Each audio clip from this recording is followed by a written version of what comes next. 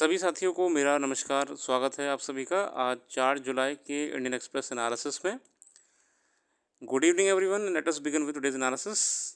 In the front page एक positive खबर है। झारखंड के फॉर्मर चीफ मिनिस्टर जिन्होंने रिज़ाइन कर दिया था ऑन गोइंग इन्वेस्टिगेशंस की वजह से, जो हमारी central investigative agencies money laundering जैसे आरोप लगाए थे, सुप्रीम कोर्ट से रियायत लाने के बाद सुप्रीम कोर्ट ने इनको रिलीफ दे दी थी। अब वापस ज्वाइन करेंगे। मोस्ट प्रोबेबली 7 जुलाई को सुनने में आ रहा है कि वापस सीएम के पद पर ज्वाइन कर लेंगे। इससे इनकी रेजिग्नेशन देने के बाद से चंपाई सोरेन साहब ने सीएम का पद संभाल लिया था। सुप्रीम कोर्ट ने हेमंत सोरेन सर को पूरी तरीके से रिलीफ कर दिया है और जो हमारी इन्वेस्टिगेटिव एजेंसीज द्वारा जांच करी गई थी, चार्जशीट फाइल करी गई थी, उसे सिरे से खारिज कर दिया है। उसमें कोई भी पुख्ता बातें निकल के नहीं आई हैं जिससे इनको अरेस्ट करा जाए या इनकी कार्रवाई बढ़ाई जाए। इसके अलावा एनसीईआरटी को की खबर है। एनसीईआरटी में कुछ कंटेंट चेंज करा गया है क्लास 6 इंग्लिश लैंग्वेज की किताब में। वो आपके सामने कुछ खास खबर नहीं है, बस कुछ English names, English characters change करके इंडियन कर दिया है और नथिंग इम्पॉर्टेंट। यहाँ पे जो बात निकल के आ रही है वो आ रही है नेशनल करिकुलम फ्रेमवर्क के बारे में। इसके बारे में अध्ययन करिएगा। ये what is national curriculum framework.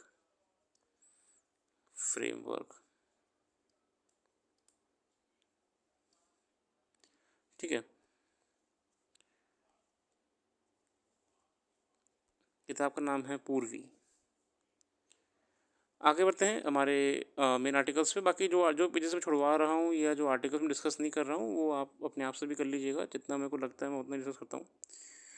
ये आर्टिकल है एयर पॉल्यूशन को लेके। Air pollution behind 7% of deaths in 10 cities, Landsat study. Landsat की स्टडीज़ आती रहती हैं लगातार। लैंडसेट एक फ्री ऑर्गेनाइजेशन है, एक एनजीओ टाइप ऑर्गेनाइजेशन है जो कि रिसर्च करती है अपनी।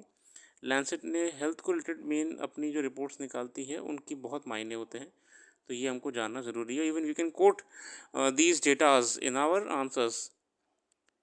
About 11.5% of deaths in Delhi every year, roughly 12,000 deaths can be attributed to air pollution. लगभग 11% जो डेथ्स हो रही हैं दिल्ली में वो एयर पोल्यूशन के कारण हो रही है। और जो बाकी अन्य 10 शहर हैं, महानगर हैं, कोलकाता, बेंगलोर एट्सेट्रा, वहाँ पे भी सेम केस चल रहा है। लगभग 30,000 डेथ हो चुकी हैं।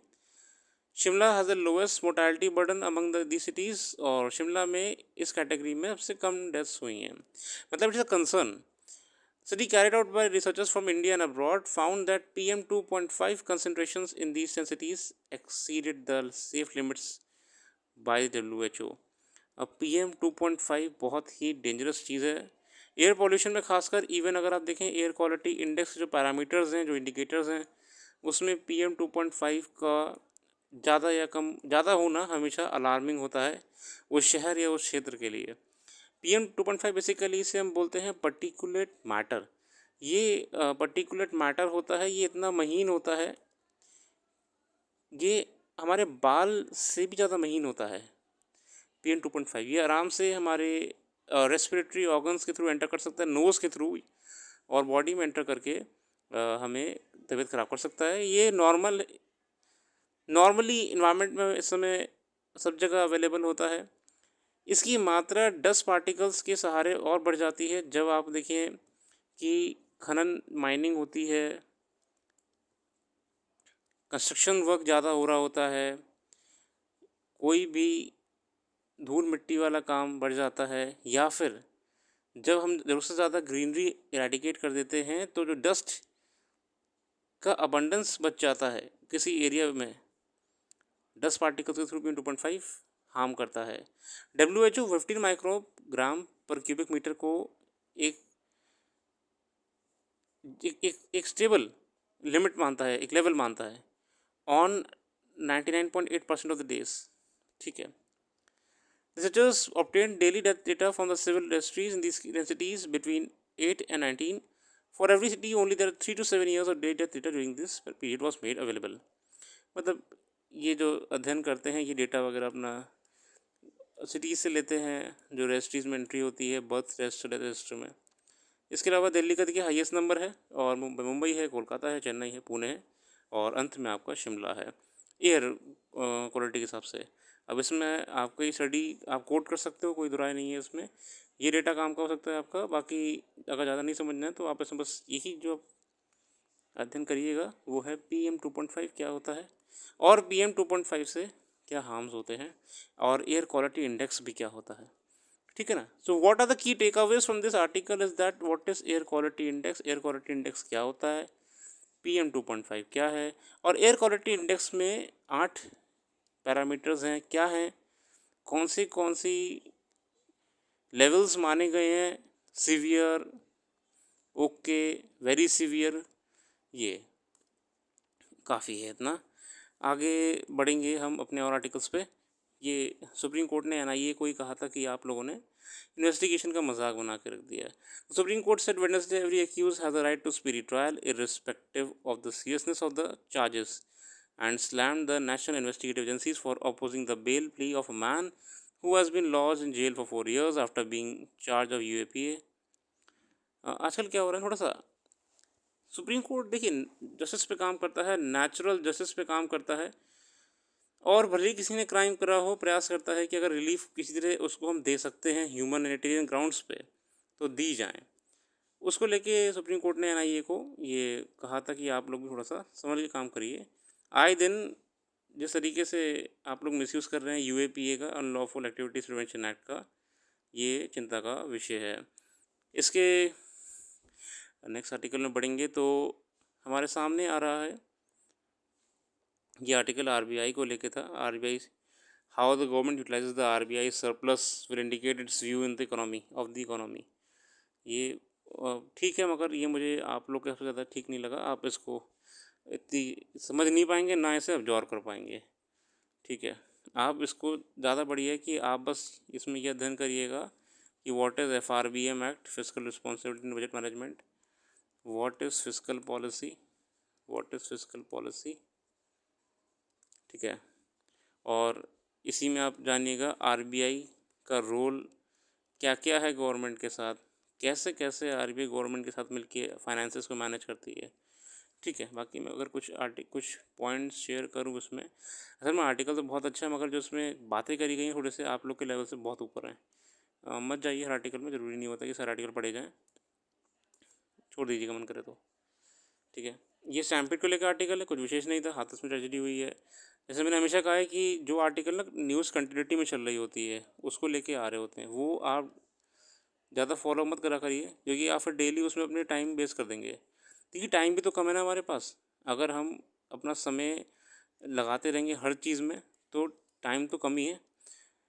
तो थोड़ा सा इंसिडेंट ये आगे बढ़ने दीजिए, हाथरस वाला इन्वेस्टिगेशन वगैरह।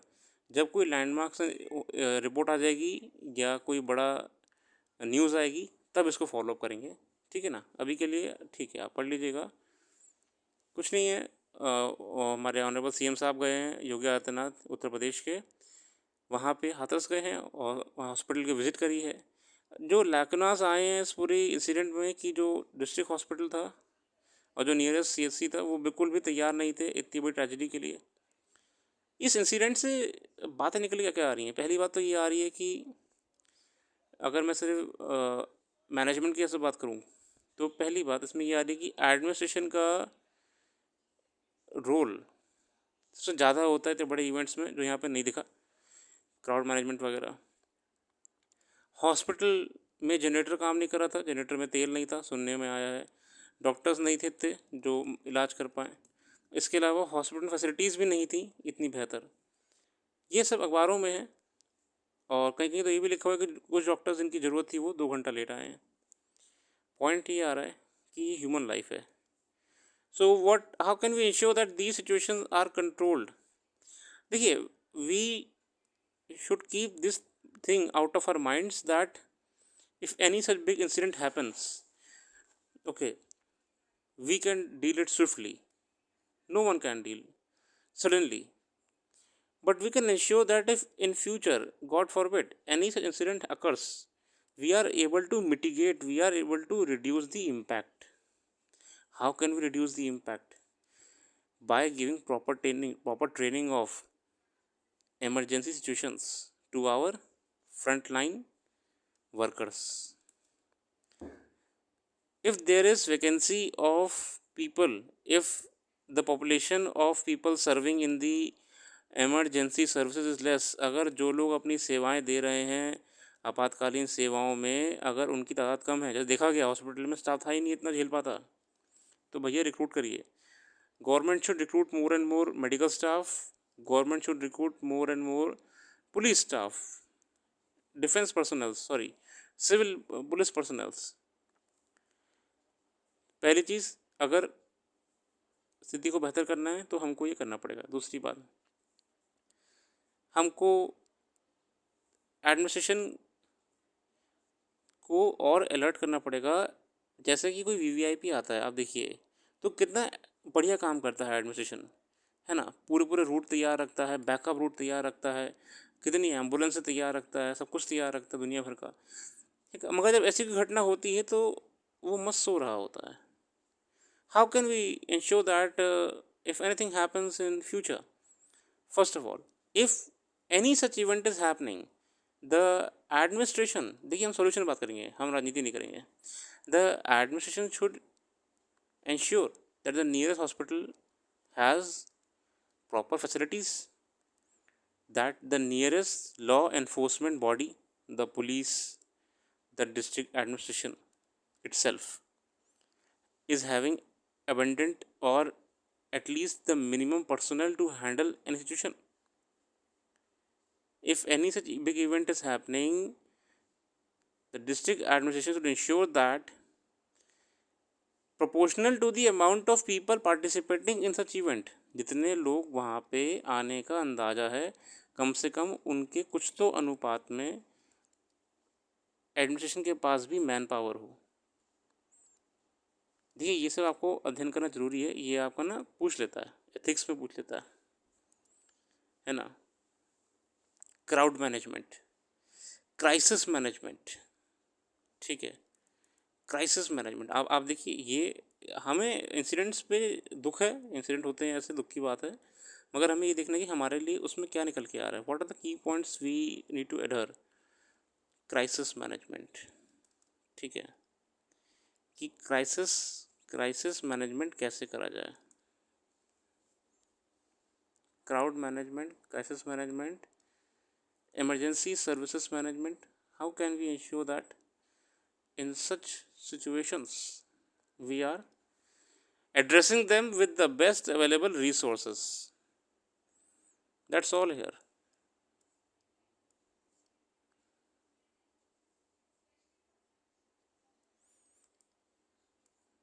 Moving forward, this article is very good. 9 internal security challenges. Introducing the author. The writer was formerly Director General of BSF, DGP UP and DGP Assam, Prakash Singh Saab. The dust of elections has settled. इस article में हम बात क्या कर रहे हैं, हम इसमें बात कर रहे हैं इंटरनल सिक्योरिटी की. आपका पेपर भी होता है, ये आर्टिकल ऐसे क्वेश्चन पूछ लेता है, इंटरनल सिक्योरिटी थ्रेट्स क्या हैं, आपसे इंटरव्यू में पूछ लेगा, what are the internal security threats currently. Author साहब ने 5 पॉइंट्स पे बात करी है. पहला, internal security doctrine. Ideally, the country should have a national security doctrine, NSD. The National Security Advisory Board has from time to time worked on it and prepared draft. तो पहले में प्रकाश साहब कह रहे हैं कि हमारे पास एक नेशनल सिक्योरिटी डॉक्ट्राइन होना ज़रूरी है, जिस पर लगातार बोर्ड्स ने और कई मुद्दों में इस पर बात करी गई है सरकार के भीतर में. All significant powers have an NSD through which they describe the internal and external challenges. हर देश में है एक NSD. The NSD is internal security component, at least, which is simpler to could be worked out. There's too much ad hocism in dealing with the internal security challenges, specially with the change in government. मतलब इनका ये कहना है कि जो internal security challenges हैं उसमें इतनी बॉडीज़ इन्वॉल्व हैं कि प्रॉपर डिसीजन मेकिंग हो ही नहीं पा रही है. अगला मुद्दा उठाया है internal security ministry.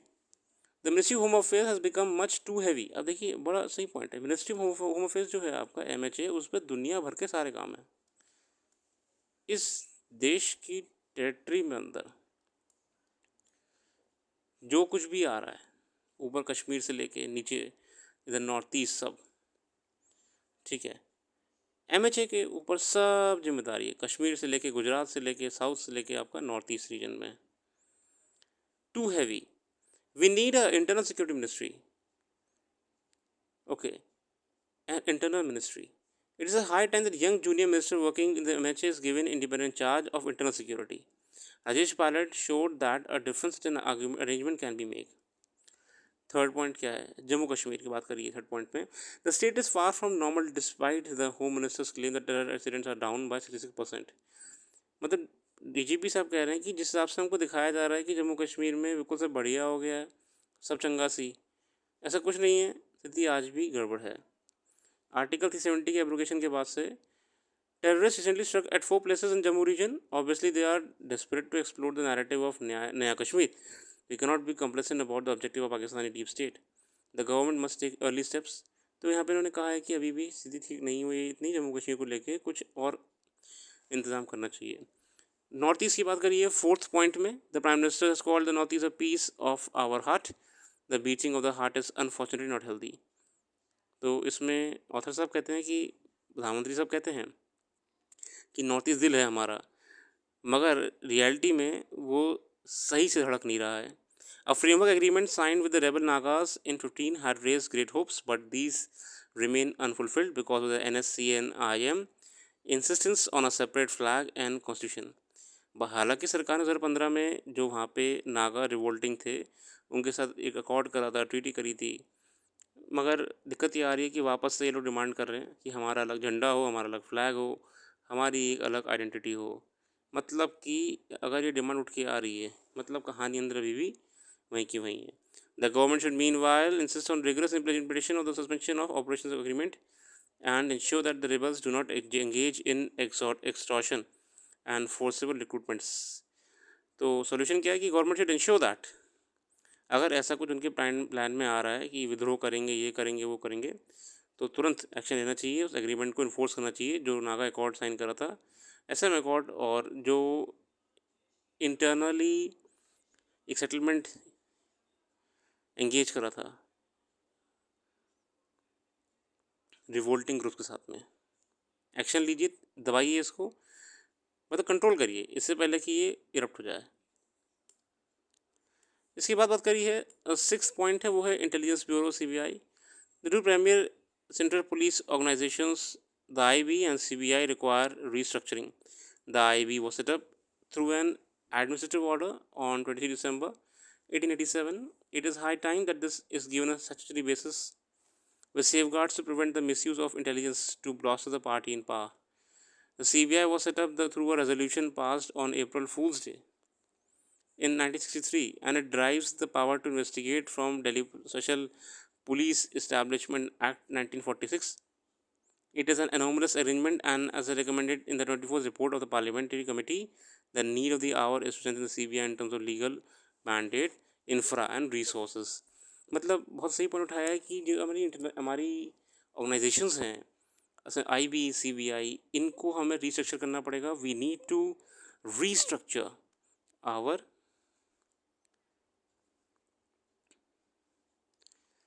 top bodies, the IB and CBI।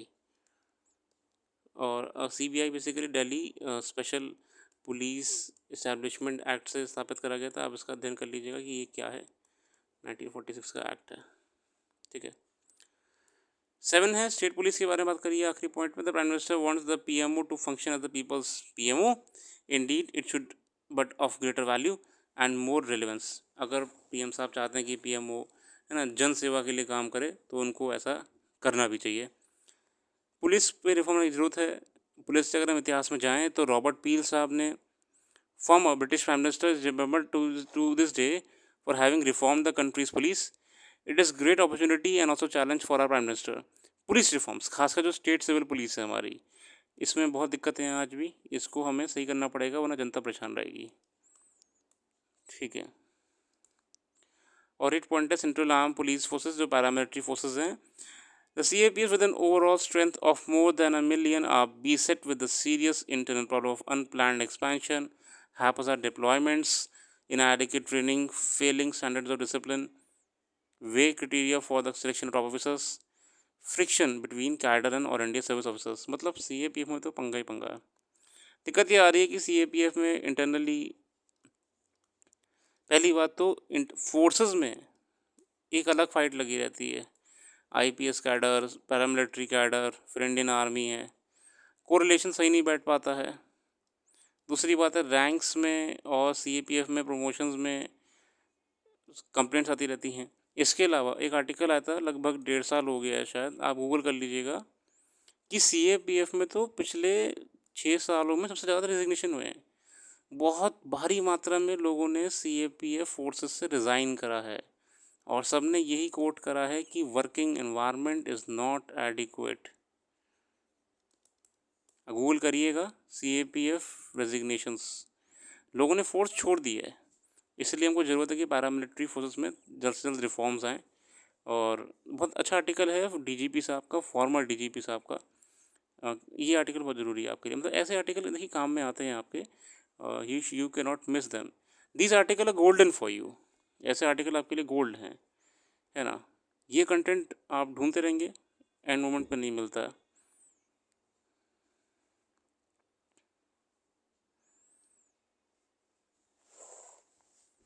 Moving on to the next article, Rights of the new worker, Karnataka bill provides framework to bring gig workers into the regulatory ambit. Gig workers के लिए Karnataka government ने बड़ा अच्छा काम करा है। इससे पहले गिग वर्कर्स के लिए राजस्थान सरकार ने करा था। The Rajasthan government actually had brought reforms for the gig workers. Who are gig workers? The Zomato Swiggy guys, ये लोग ना जो स्विगी जोमेटो में काम करते हैं, ओला में काम करते हैं, मतलब जो फ्रीलांस काम करते हैं। कहने को फ्रीलांस है, दिक्कत क्या आ रही है कि इन्हें तो कुछ नहीं मिल रहा है जो ये इन लोग के लिए काम कर रहे हैं कि मोबाइल ऑन करा, जब मन करा लॉगिन कर दिया और काम शुरू हो गया। गिग इकॉनमी कहते हैं इसे। फ्री वर्कर टाइप व्यक्ति काम करता है, जितना काम करता है उतना पैसा मिल जाता है। दिक्कत ये हो रही है कि ये लोग तो काम कर रहे हैं, पर बहुत बड़ी कंपनियां कर रही हैं। जितनी भी आपकी बिग एजेंसीज़ हैं, कंपनीज़ हैं, ये लोग इन्जॉय कर रहे हैं और इन्हें कुछ नहीं मिल रहा है। इनके ह्यूमन राइट्स, इनके लेबर राइट्स, इंश्योरेंस कुछ नहीं मिल रहा है इन्हें। तो इसको लेकर राजस्थान ने कानून लाए थे और अब कर्नाटक गवर्नमेंट भी ले आई है। हालांकि मेरा ये मानना है कि गिग वर्कर्स के लिए नेशनल लेवल पे कानून होना चाहिए। They are human capital, actually they are assets for the nation. On June 29, the government of Karnataka released the Karnataka platform-based gig workers bill, inviting public suggestions. If passed, this would make Karnataka the second Indian state of Rajasthan with legislation for workers. This draft bill has the potential to extend to gig workers key rights. One criticism with the Rajasthan law is that it does not acknowledge the expanding views of various legal and economic scholars like Evgeny Morzov, Mortes Adrenard, who argue that platform-based gig workers employment and that platform are not intermediaries or markets but employers. This view is gaining traction in international legal cases, with courts in the Netherlands acknowledging that the drivers and para-platforms have a modern employer-employee relationship, while courts in the UK and Spain consider associates workers, but have not stated that the employer is a platform. अब दिक्कत क्या आ रही है कि company बहुत होशियार है। इन्होंने एक एक डेफिनेशन में लूप होल ऐसा ढूंढ लिया कि करोड़ों का कारोबार कर रहे हैं इस समय। देखिए, अगर आप किसी के नौकरी कर रहे हैं तो आप उसके एम्प्लॉय कहलाएंगे, वो एम्प्लॉयर कराएगा।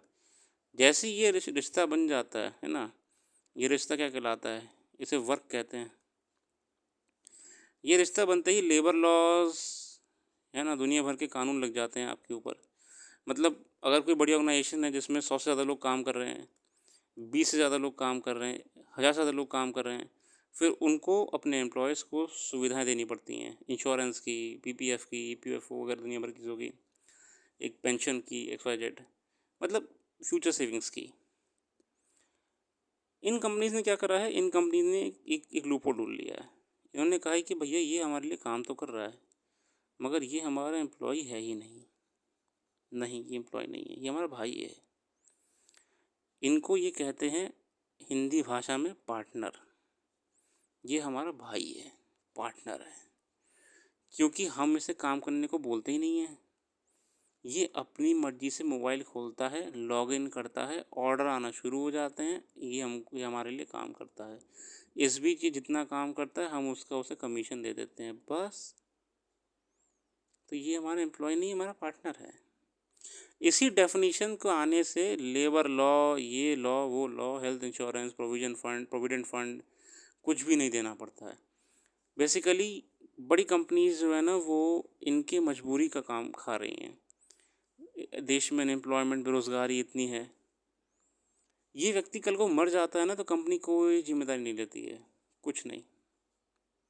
अभी गर्मी चल रही थी बहुत ज़्यादा, heat waves were on its peak in the past months, many gig workers have died, बहुत गिग वर्कर्स की मृत्यु हुई है, मगर उन्हें कुछ मुआवजा नहीं मिला है, क्योंकि वो तो पार्टनर हैं।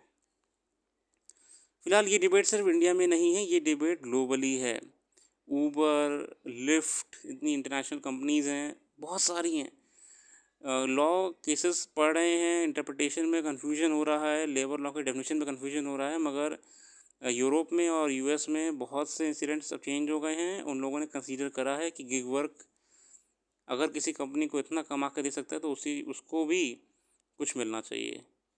On concrete issue plaguing gig workers is that their employers, the platform companies, arbitrarily and often terminate their access to platform, in effect terminating their jobs. कोई कॉन्ट्रैक्ट आड़ा बड़ा साइन करवाते हैं, कुछ होता है ही दरअसल में उसमें। The Karnataka bill draft refutes this framing by mandating that companies provide notice of termination. पता है इन्होंने नियम ऐसे बना रखे कि कोई टर्मिनेशन नोटिस नहीं आता है। अरे आप, कोई व्यक्ति अपनी जॉब छोड़ता है, एक पर्सन ए है, ठीक है, वो काम कर रहा था बॉस के लिए, और वो अगर अपनी जॉब छोड़ा है तो जॉब छोड़ता है ना, तो वो उस कैटेगरी में आ गया ना। तभी इस पर नोटिस पीरियड, टर्मिनेशन लेटर, ये सब दिया जाता है। अगर कंपनी ये सब ना देना तो कंपनी पे केस हो जाएगा उल्टा। दिक्कत ये है कि इन लोगों ने परिभाषा ऐसी बनाई हुई है कि ये हमारा जॉब ही नहीं करता है, तुरंत निकाल देते हैं। कोई पंगा होता है, ज़रा सी बात होती है, यहाँ से क्या बोला अभी कि बंदा जब मोबाइल खोल के लॉगिन कर रहा है वो एम्प्लॉयमेंट में आ गया है, वो जैसे ही लॉग आउट कर दे रहा है वो एम्प्लॉयमेंट में नहीं है। कंपनी को दिक्कत होती है, ऊपर से ही कनेक्शन काट देते हैं, लॉगिन आईडी छीन ली, ख़त्म रोजगार। Concrete issues, the Karnataka bill draft refuse this, और उन्होंने मैंडेटरी कर दिया कि आपको टर्मिनेशन नोटिस देना पड़ेगा, पहले सर्व करना पड़ेगा 14 डेज पहले। The Karnataka bill draft empowers gig workers और to request access to information about work, ratings and personal data. दूसरी बात है, गिग वर्कर्स को भी अधिकार है अपने बारे में जानने का, काम के बारे में जानने का, रेटिंग्स के बारे में जानने का, पर्सनल डेटा के बारे में जानने का। Currently, gig workers who have an opaque relationship with the platforms which monitor the action of the workers, punishing those who do not perform. But most platforms do not even divulge what these metrics are. मतलब कुछ पैमाना है ही नहीं इन companies के द्वारा कि किस basis पे आप उसे निकाल रहे हैं, किस बेसिस पे आप उसे परेशान कर रहे हैं, उसकी कम रेटिंग दिखा रहे हैं दुनिया भर का। No transparency. और ये वही कंपनीज हैं जो करोड़ों रुपए कमा रही हैं इनके काम करने से। धूप में बारिश में ये बाइक उठाए घूम रहे हैं, कंपनी मौज काट रही है। ये ग्लोबली हो रहा था, हालांकि ग्लोबली बहुत जजमेंट्स आ चुकी हैं, यूएस की, यूरोप में ये चेंज हो चुका है। डिस्प्यूट आज भी है, आज भी डिस्प्यूटेड है। अच्छी बात है कि कर्नाटक गवर्नमेंट ने ये निर्णय लिया है कि ऐसे कानून लाए जाएं। बाकी महाराष्ट्र में कुछ जीका के केसेस को लेके खबर आई थी, तो सेंट्रल गवर्नमेंट ने कुछ बातें कही और ये कहा है कि डरने की कोई बात नहीं है, इसके लिए एसओपी वगैरह सब सिखाए हुए हैं हेल्थ एंड मेडिकल फैसिलिटीज़ को, और मॉनिटर करा जा रहा है इस पूरे चीज़ को। As the infection is transmitted by aedes aegypti mosquito, states have also been asked to intensify mosquito control measures. Aedes aegypti mosquitoes breed in clean, stagnant water, and monsoon provide them ample breeding grounds. तो आपके लिए ये जानना ज़रूरी है कि ये क्यों क्यों होता है। ये जो जीका होता है ना, ये वायरस, ये बेसिकली एडीज एजिप्टाई मॉस्किटो से ट्रांसमिट होता है, और इसके लिए हमें मॉस्किटो को कंट्रोल करना पड़ेगा। ठीक है, आगे बढ़ेंगे। वर्ल्ड सेक्शन में आज बात करी हुई है यूएस इलेक्शन, तो मैंने कहा था अभी क्योंकि ये कंटिन्यूटी में चल रहा है इसलिए हम इनके आर्टिकल्स पर नहीं जाएंगे। बाकी ब्रिटेन से जो खबर आई है वो बहुत ही चौंकाने वाली है कि जो लेबर पार्टी के कीयर स्टार्मर हैं, उनका रुझान, पब्लिक का रुझान उनकी तरफ ज़्यादा जा रहा है। But we can not say anything until and unless the poll results are out. Nevertheless, let's hope for the best. ये आर्टिकल आप मत पढ़िएगा, इलेक्शंस इन यूके अब किसी काम का नहीं आएगा। All you should know about the elections in UK is that what is the political system, what is the political system of UK, how many parties are there in UK,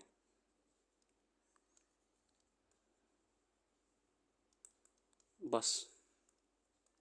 बाकी मैंने कल भी मैंने बताया था, तो इसके बारे में उतना ही रखिएगा। The continuing relevance of Franz Kafka. Franz Kafka shone a light through smokescreen of bureaucracy to lay bare delusions political class. Born in 1883 in Prague, then part of Austro-Hungarian Empire, Kafka started out working in an insurance company but spent his nights and weekends writing. His stories reflected what he saw glimpsed in the officers and overheard in the corridors. ये bureaucracy के बारे में बात कर रहे हैं Hungarian Franz Kafka ने, जो कहानियाँ लिखी हैं किताब में। The outcome was Kafkaesque, a nightmarish world of labyrinth bureaucracy, full of forms, permits, signatures, contracts that existed only to protect the procedure, not to serve the people. Bureaucracy is always criticized for the red tapeism and the unnecessary procedures which are there to harass the people. France Kafka साहब ने बहुत पहले ही इशारा कर दिया था कि ये सब चीज़ें जो हैं सिर्फ प्रक्रिया को बचाने के लिए हैं, पीपल को सर्व करने के लिए नहीं हैं। Bureaucracy specially. Wednesday marked a century of Kafka's death, but Kafka lives on through the modest body of his own work that has survived and in the works of writers. Critics of modern nationalism. Kafka's great contemporaries Virginia Woolf and T.S. Eliot described the misery of post-World War I Europe, of a contingent ravaged and generation destroyed, of a world in which science had failed in its promise of better life for mankind. हम जानते हैं कि science, bombs, ammunitions ने कितना नुकसान करा था देश को, दुनिया को, विश्व को। Kafka's work was shot through with despondency and added the critique of modernist project. His trial, published posthumously in 1925, was about a man who is accused of a crime but is never told what it was, and the metamorphosis was the story of a man who wakes up on Monday morning to discover he has turned into a giant insect but continues to worry about being late for work.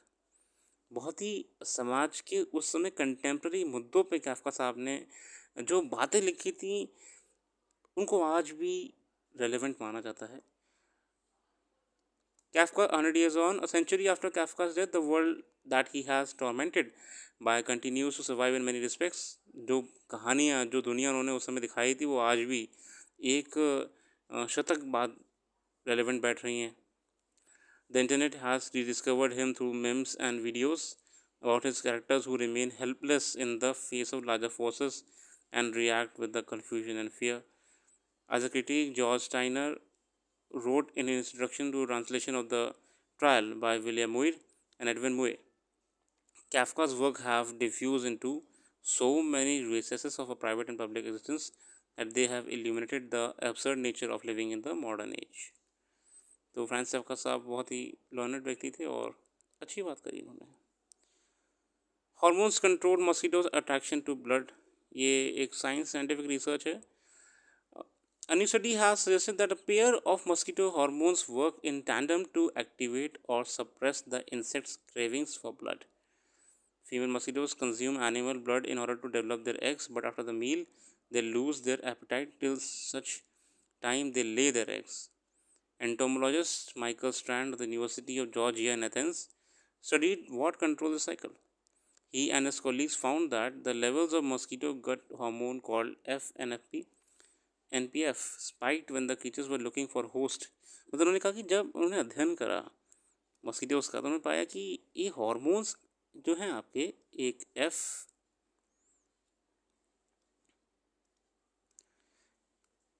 FNPF, इनकी मात्रा बढ़ जाती है, spike कर जाते हैं एकदम जब ये ढूंढ रही होती हैं एक ब्लड बॉडी, एक होस्ट अपना, जैसे ब्लड सक करेंगी।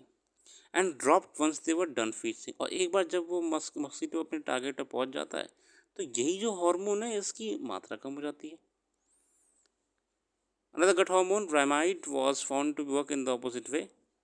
As NPF level fell down after blood meal, ramide levels went up. और इसी के विपरीत जो काम करता है, जो इनके इसके अपोजिट काम करता है, वो है रेमाइड। ठीक है, तो ये रिसर्च करी गई है, अच्छी है। इस इन इन रिसर्चेस से फ़ायदा क्या मिलेगा? जीका और वेस्ट नाइल वायरस, जितनी भी ख़तरनाक बीमारियां हैं, the serious diseases which are causing such Zika virus, West Nile virus are contributing to death of many people. इन्हें कंट्रोल करने में आसानी मिलेगी। With the help of scientific and medicine research, we will be able to come to conclusion which will help the mankind stay alive from such harmful diseases. That's all for today. आज के लिए इतना ही रखते हैं और कल फिर आएंगे एक नई वीडियो के साथ। बाकी जो भी बात हम यहाँ पे नहीं कर पाए वो हमने वेबसाइट पे डाल दी है, आप डिस्क्रिप्शन में जाके देखिएगा। Thanks for giving your precious time and have a nice day.